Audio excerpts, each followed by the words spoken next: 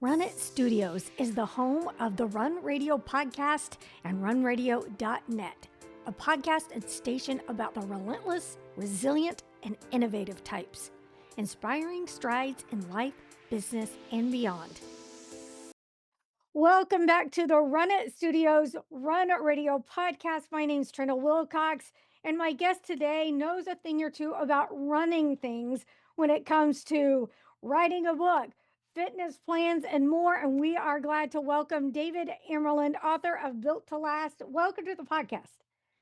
Trina, thank you so much for allowing me to be here. I'm really excited, obviously, and I'm really eager to see how the conversation is going to sort of develop. Me too. I was diving into your website, your bio, and you're very passionate about building a fitness lifestyle, not just a quick plan to drop a few pounds and be done, but something that you can work into your life and continue it. And that's something I've always been passionate about as well, is having a healthy lifestyle, doing things that are customized to the way you live and your abilities. So tell me a little bit about how it evolved for you and where it all started.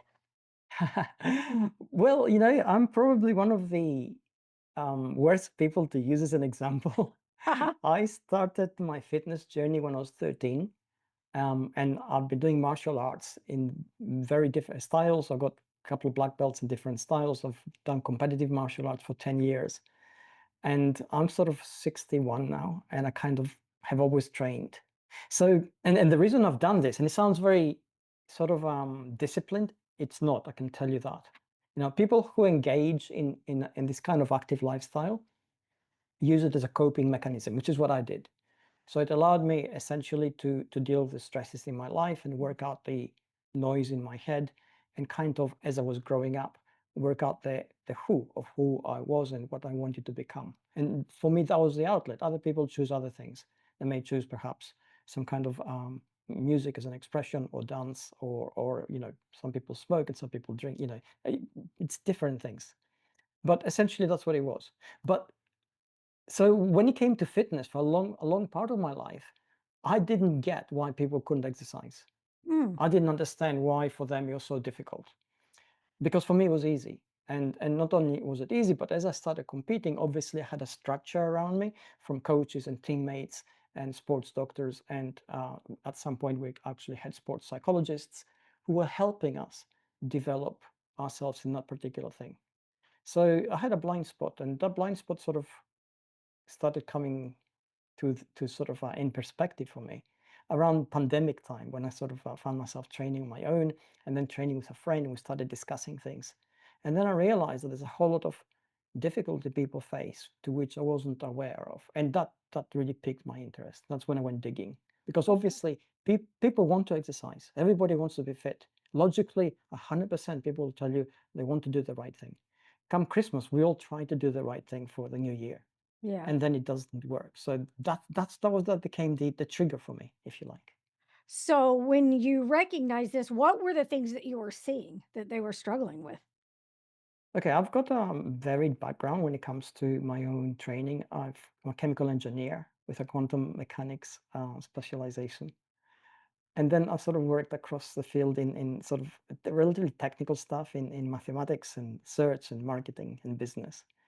And in all those things, essentially, the unifying thread always is us, our sort of psychological makeup, the triggers that allow us to behave or make us behave in particular ways in certain contexts. And that's the thread I started to pick at in order to unravel the mystery of why we don't exercise. And Mhm. here's what happens. I mean, it's not simple, obviously, because if it was, we'd all have solved it by now. At the same time, it's not as complicated as people make it out to be. So hopefully we'll unravel a lot of these things as we go into the conversation, but I'll start with the simple ones first. What we call exercise today, in a formal sense, which has a structure and some kind of plan usually, and perhaps a place where you go to, or somebody who oversees it or presents it, is a substitution for the lifestyle we had 100 years ago, Okay. 200 years ago, 10,000 years ago. Now, in those times, our everyday life was physical. You'd have to walk some distance, you'd have to lift some things, you have to dig for some things, you'd have to, even preparing a meal and cleaning the house 100 years ago was an incredibly physically demanding task. So we didn't exercise back then. We were fit naturally. And our Mhm. bodies have developed over time to actually accept that and yearn for it and use it in order to balance the neurochemical makeup inside ourselves, which then also affects our brain. And in the modern world, we don't have to do any of those things. On any given day, we can order food in. We can have up to maybe 5, 6, 7,000 calories in our refrigerator just sitting there. We sit in front of a screen and we don't have to literally walk anywhere. We can just take Uber, taxis, drive, you name it. Mhm.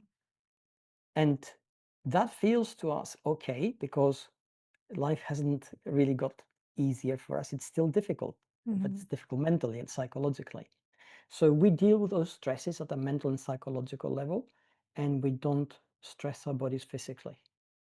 And what usually happens is that our bodies at some point begin to break down Mhm. materially. And that breaking down affects our internal homeostatic balance. It affects our energy. It affects the emotional regulation we can apply. It affects the way our brain can actually function. It affects cognition itself. So that's the first thing which we'll start with as a sort of introduction to it. That's why it's so difficult sometimes to understand why we don't get fit. Uh, for the people, the most of the population today, typically as adults, we usually will start working a fitness program into our lifestyle. But as things, like you said, more and more screens, younger and younger, are kids even losing that exposure to play and outdoor movement to the point, are they needing to incorporate a focused fitness plan into their lifestyle at an earlier age than ever before? Yes, yes. I mean, absolutely. I mean, in a nutshell, you presented both a problem, which is a real problem coming up, and a Mhm. potential solution. Now, the problem is, if we look at the World Health Organization figures for 2050, which is just a quarter of a century from now, they project that unless things change, half the world's population, period, is going to be overweight or seriously obese, which is staggering. And what we're seeing here is not just developed countries where you can say, well, we have an easier lifestyle. It's also developing countries because Mm, we have this homogenization of our approach to food, and also our approach to labor. Where constantly we're doing fewer and fewer physically demanding things because inevitably life becomes more modern, and at the same time our foods become more calorifically dense, mhm, so because they're processed, and also easier to access. This is the other thing. We don't really have to work for them. You know, mhm, when I was growing up 35 years ago, when I was younger, well, yeah, 40 years ago, if you had to make a meal, you'd need about an hour and fresh ingredients, and you'd actually have to prepare it. And today, you just, make a call mhm. or go on your laptop, and 15 minutes later, food arrives. Yeah, It's like magic, right? yeah, But here's the thing. The same ingredients aren't being used, obviously. The same labor isn't being produced. And the effect that food has on us is not quite the same as it was yeah. as recently as 40 years ago. This is what's changed in my own lifetime. Mhm. Now, you mentioned a little bit ago that most people want to be fit, but how many people are willing to do something about it? And how do you make them understand how important it is to do something about it? Okay, so I mean that's a great question, right? And you bring up again so many easy questions, really complex problems. So let's unpack them first of all. Okay. If we use just pure sheer logic and we say to anybody, do you want to be fitter? Do you want to lose a little bit of weight? Don't have to be super slim. Do you want to feel better in your body? Do you want to feel that you're in control of your life? 1000%, they'll tell you yes. It doesn't matter who you talk to, logically, they will agree to that. Mhm, Then we get to the actual figures. How many people are doing it and why are they not doing it, which is the more important thing.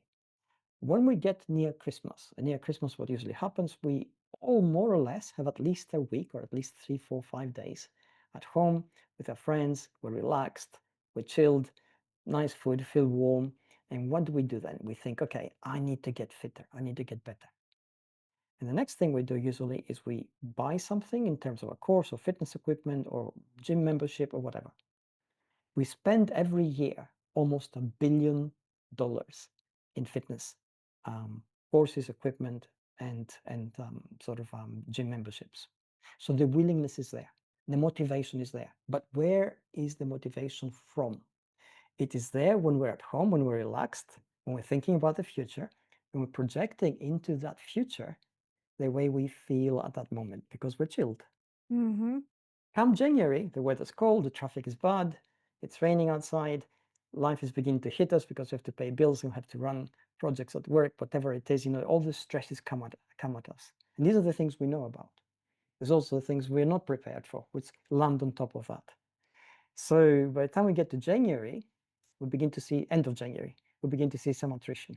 By the time we get to mid-February, the figures of gym goers had dropped by 35 to 40%. By mid-March, we're down to 65%. So 6.5 people out of every 10 who start out drop out. And the reason for that, it's not because they haven't got the willpower. They do. It's not because they haven't got the motivation. They definitely have it. They're putting time and money to begin with. They start off with a lot of motivation. They understand what they have to do. And it's not that they don't have discipline. Motivation is there. Let's examine that before Okay. I pick up the other two. Now, what is motivation? From a neurochemical perspective, from neuroscientific perspective, motivation is a sensation of discomfort with your current situation and a willingness to do something to go somewhere else where you will feel better about yourself. Okay. And when I say somewhere else, you don't have to physically move, but you have to take some kind of action. So if you're really thirsty and hungry, what are you going to do? You can bear it for an hour, maybe two, maybe three, but 3 hours, and you get really thirsty, really hungry, you're going to reach out some food and you're going to want something to drink. So you're highly motivated to take action to solve that particular need. Mm-hmm. Same with fitness. We don't feel good about ourselves. We understand all these things. We know we need to get better and we take action to do so. So motivation is there, it's 100%, but motivation is a little bit fickle sometimes. If you wake up at a different time of the day, you may not be as motivated because it's neurochemically driven. So in order to keep going, what do you need? You need willpower and you need discipline. And these are two things we don't completely understand. We say usually in a judgmental way, you're weak, you don't have the willpower to do something, or no, you have no discipline. And I don't subscribe to that. Willpower is a process. It's knowing what to do. Ah. So if you say to yourself, okay, I need to get fitter, don't put it out there in some sort of gray blob. Describe exactly what you need to do for yourself and why. Do you need to lose weight? How much? How much do you need to lose? By when? And what do you need to do in order to do that? Do you need to get stronger? Sure. What does that actually mean? Are you going to start lifting, I don't know, a ton of weight? Or do you just want to be able to lift your grandchild or your son? Or you want to be able to play with your kids? These are the things which need definition. And the moment we define them, the specific goals, then we can actually break it down into actions that will lead us to those goals. So that's our plan, that's a process.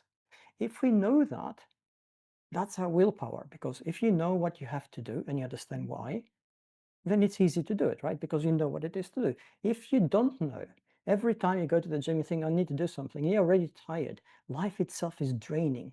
Now you have to go to the gym, you have to put up with whatever perception or judgment you think is being applied to you, whatever perception of envy you apply to yourself in terms of others. And then you have to say, oh, what do I need to do? And you don't have the knowledge. And that kills you. It makes you feel bad. It makes you feel inadequate. It makes you feel incapable. So what do? Well, after about 2, 3 weeks, you drop out because it's the easiest thing to do.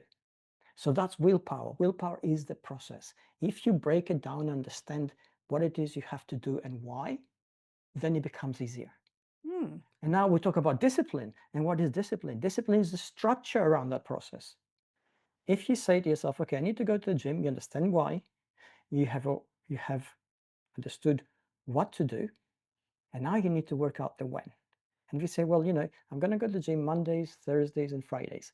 And on those days, my gym bag is packed, everything is ready, I just need to pick it up and go. or maybe you arrange with a buddy to go there, or maybe you go there and do a team sport, whatever it is. That structure keeps you doing it Mm-hmm.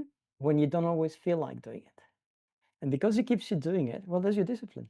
Because, Yeah. you Yeah. know, that's all it is. So really, discipline is putting a structure in place that allows a process to be repeated. Yeah. And willpower is the process itself, which needs to be broken down and understood. You need to understand what to do and why you're doing it. Another way might be to look at it as have a process and manage your expectations. Know what you're going to expect out of yourself and your goals, like you're saying. I really like that. Yes.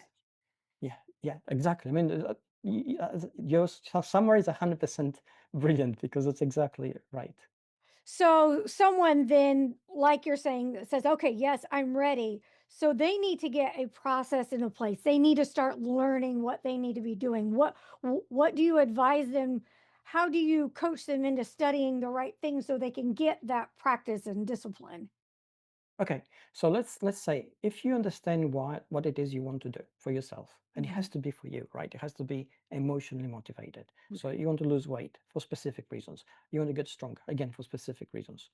And then you say, okay, what is it going to look like? It's going to look like this. Okay, and then what do I have to do in order for that to happen? I have to do these things. And these things can be, if you need to lift weights, you need to understand what kind of weight should you start Yeah. with? And then how do you gradually become uh, stronger by increasing the weights or increasing the repetition or increasing the number of times you go to the gym, whatever it is you have to do to reach that goal. And it has to be, and I can't stress this enough, it has to be realistic and it has to be incremental. We are not Yeah. machines. Yes. We can't keep on every day, improving 10%. I had this thing, with a friend about 3 years ago, and I said, I put this test for myself, and I'm going to, it's an aside now. Every year, I apply a protocol, which is a tiny exercise which I'll perform every day of the year. And 3 years ago, I would start the day by doing 100 push ups, which sounds like a lot, right? Now, I can normally do between 40 and 50. And I thought, I'll do two lots of 50. Or if not two lots of 50, one lot of 50, and then two 20s and a 10. And if I can't do that, I'll do five 20s, whatever it is. I'm going to do 100 push ups. And I Okay. did it every day. So I told him this and he got really excited and he could only do about 10. So he told me, I can get to 50. And I said, well, if you can only do 10, it's difficult. He said, no, no, no problem. Give me a month. And I said, it's impossible to do it in a month. He goes, no, no, no, it's okay. Every day I'll increase it by two or three. By the end of the month, I'll be at 50. And it sounds reasonable, except we're not machines, right? This is the thing. We need to Yeah. be kind to ourselves. We can't solely go from 10 to 12 and you think, okay, the next week I'm going to be 15, the week after I'm going to be 20, because the body doesn't work that way. Yeah. And if we force the body to work that way, it's going to break down and actually we're going to get either injured or our muscles are going to become de-strengthened and inflamed. They're going to hurt and we're going to be doing less. So this is the thing I always stress. You set goals, they have to be realistic, they have to be incremental, and throughout the journey, you really need to be kind to yourself, which is really, really difficult. That's very good advice for sure. You were talking about the longevity of it because you want to be able to sustain that. Any Yes. tips on ensuring that beyond what you just shared? Yeah, absolutely. Now, how do we sustain something? In order to sustain it, it has to be, from my perspective, lifelong, right? You need to always be able to do something. And that something is going to vary because the condition you're in is going to vary. Your circumstances are going to vary. If we are stressed, we now know testosterone in the body, especially in males, begins to drop and muscle begins to break down, which means we become disstrengthened and weaker because we have a stressful lifestyle. And giving the advice of, hey, you just need to reduce stress in your life, that's not easy at all. No. Okay, because life is crazy stressful. Yes. So we have to take all these things on board and within the matrix of being kind to ourselves, we have to say, okay, this is what I'm going to focus on, being able to move my body and feeling happy doing it. And that's going to change in different parts of the year, different parts of your life, different times of perhaps um, the things that you experience, because you're going to be different in that context. You're going to be neurochemically different, different feelings, different thoughts, different dreams. They're going to be physiologically different because the neurochemicals in the body affect immediately, impact upon the hormones that the body secretes, which then are hormonal profile changes, which means that their major organs are in a different phase or state because of that. So we need to understand that we're always different. What's the same is our emotions, how we feel about it. Mm, So if you say, I get out in the morning and I do this, whatever this is, and it makes me happy by moving your body, going for a walk, doing some exercise, just jumping around, playing with your kids, whatever it is. If it makes you happy, then you can do it again and again because yeah, being happy is a good feeling. yeah. And that's the sustaining stroke sustainable aspect of fitness. If you don't make it like that, Uh-huh. then all you're doing is you're pushing a big load up this big hill, and some point you're going to get tired and stop. And Yeah. then what's going to happen? You're going to go all the way down to the bottom. Yeah. Yeah. And I love that you're reminding us to be compassionate with ourselves. I know as someone that is likes to be driven, I also have to realize there's a point where you have to go, go, go is okay to a certain extent. And then you have to be like, okay, but to keep go, go, go, you have to relax and give yourself a break so you can do it again later. And I feel like that's really important. But it also brings me to the point where a lot of people will start, they will go, go, go, and they'll either get burnout or life will happen and they will stop. What's your advice for getting back on that horse? Okay, that's excellent because we all experience things like that. This is what I'll say, life is always going to be hard. We know that.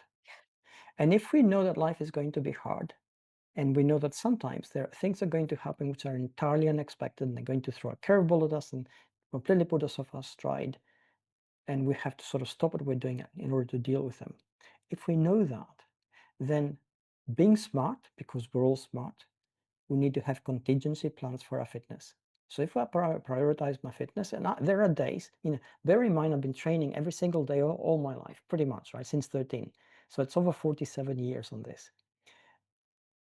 And there are days when my life is so hectic, so crazy, that I simply haven't got time to exercise at all, like zero. And I still exercise. And why do I exercise? Because on those days, and I know in advance when those days are going to happen, right? Because it's my life. I sort of plan it. I know that this day is going to be crazy. I'm going to be traveling a lot. I'm going to be meeting a lot of people. I know that whatever time segments I have, there's going to be some slippage.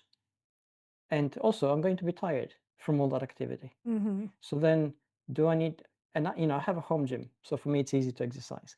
Yes. Will I be able to do it? No, I won't, right? Because I just won't be able to do it that day. But still, what do? I have a fallback plan.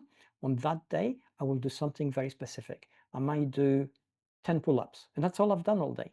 I might do 50 push-ups. I might do 50 squats. And that's my gain that day. That's my win. I actually Yeah. did that. Yeah. And it sounds like nothing, right? Because it takes, from my perspective, these things take less than a minute.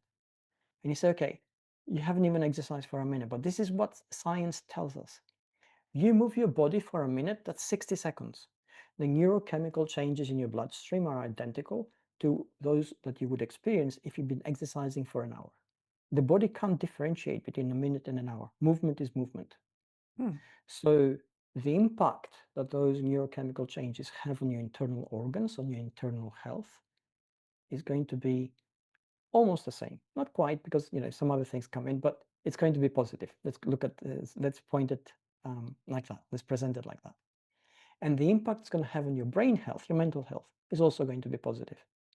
So that's a win that day. You haven't missed out. Sure, you didn't do your hour-long exercise, whatever it's going to be, but you actually haven't not done anything. You've done something.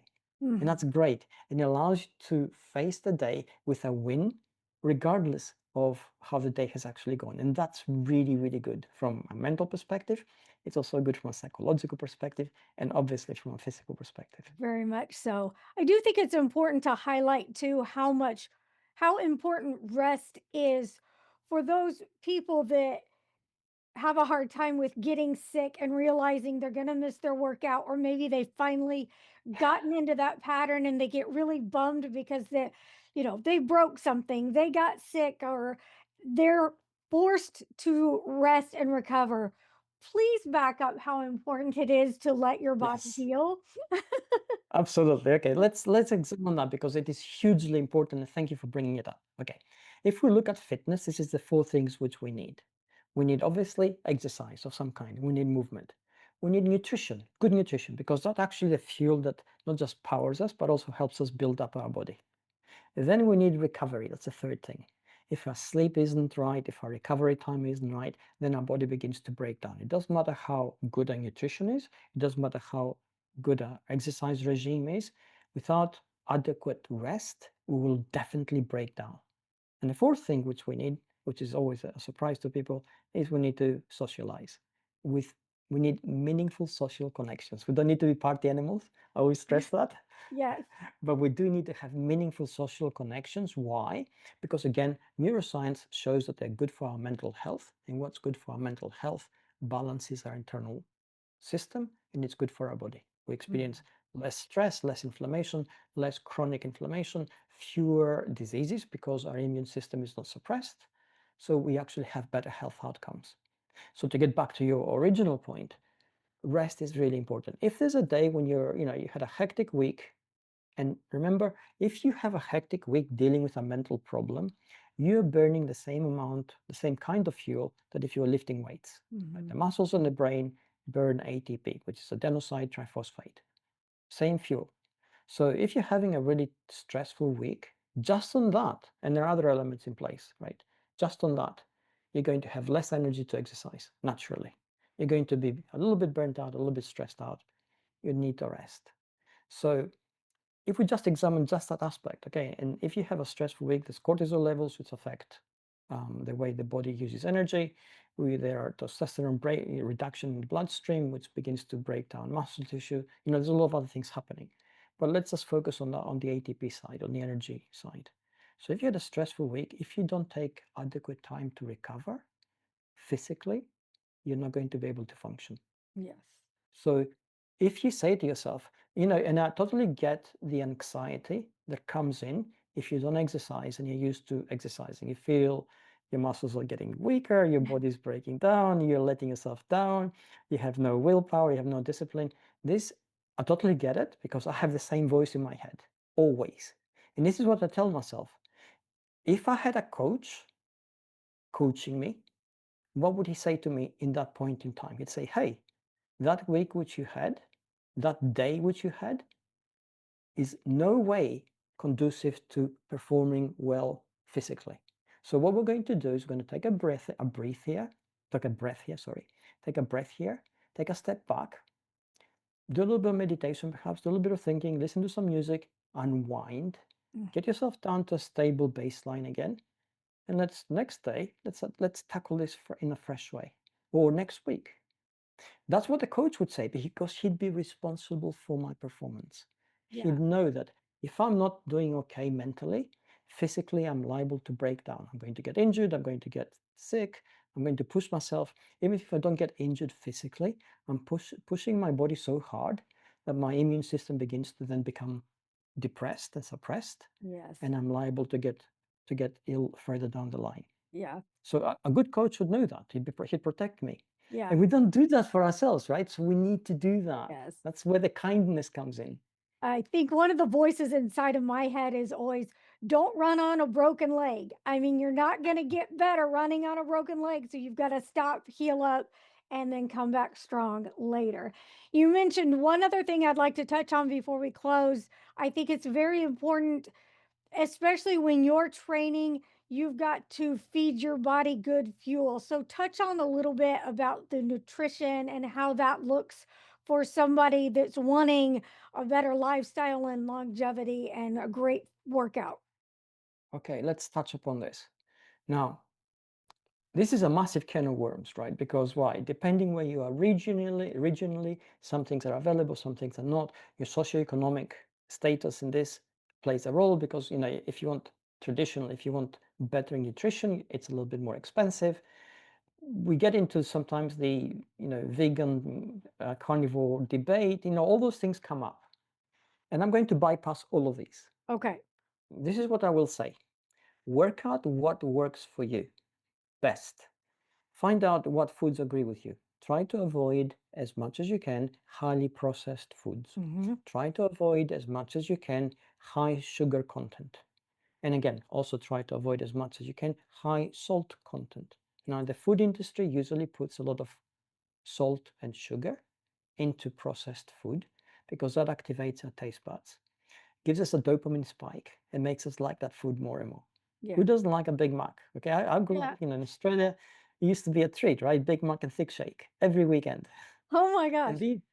I know, and these days we know, right, Yeah. that these things are bad for us. And it doesn't mean we have to deprive ourselves. You still love it once a week, twice a month, whatever works. If it works for you, do it. But at the same time, focus on what else you can fix in nutrition that will reduce the inflammation in your body that's caused by excess sugar and highly processed food and excess salt.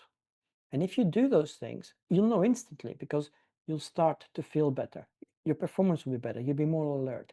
You stop going from this kind of roller coaster of energy spikes and energy sort of troughs that most people hit when they sort of have a lot of processed food in their diet. And within that, try to introduce as much as you can fruit, vegetables, because they're good for us, and you'll find that also there's a period where you recalibrate your taste buds Yeah. because of that. And that's an amazing thing because the flavors will start to come out in the food. And I'm sure folks can find even more in your book, Built to Last. Where can they go to get a copy now and learn more about you? Well, you can get it on Amazon. You can get it in any bookshop where books are sold. You can order it online from pretty much any online retailer. If you want to support your local community, I'm very big on this. If you go to bookshop.org, then you order it online, you pick it up at your local bookshop. They also get a cut of this, and it helps local bookshops, which are very good in the community. Very good. I like that little tidbit of knowledge. Very good. Thank you so much. Come back anytime. Before we close, tell me what is your favorite workout to do? Are you a runner or do you like something else? I it really depends on the day. Okay. Sometimes I just feel like running because, if you run, it's a sense of freedom in your body, all your worries go behind it. And usually I mentalize all my stress kind of Yeah. streaming off me when I run. Yeah. So it depends on the kind of day I have. Some days I just need to, especially as I'm getting older, I'm conscious of the fact that I'm fighting my body's natural propensity to lose muscle mass. Ah. And I sort of, on some days, I'll just do, weights maybe for an hour, doing different things in a dynamic way so that I can maintain the muscle mass I have as I age, which is the important thing for me right now. What's one of your favorite ways to kick back and relax? I'm a gamer. I play video games. Okay. So I'm on PlayStation, doing Uncharted sometimes. So it's pretty cool. Very good. Thank you so much. Come back anytime. Thank you for this. I really enjoyed this, and I hope it helps your listeners. Yes, thanks so much. You can find out more and link over to watch or listen to your preferred platform on your preferred platform from runitstudios.com. Thank you.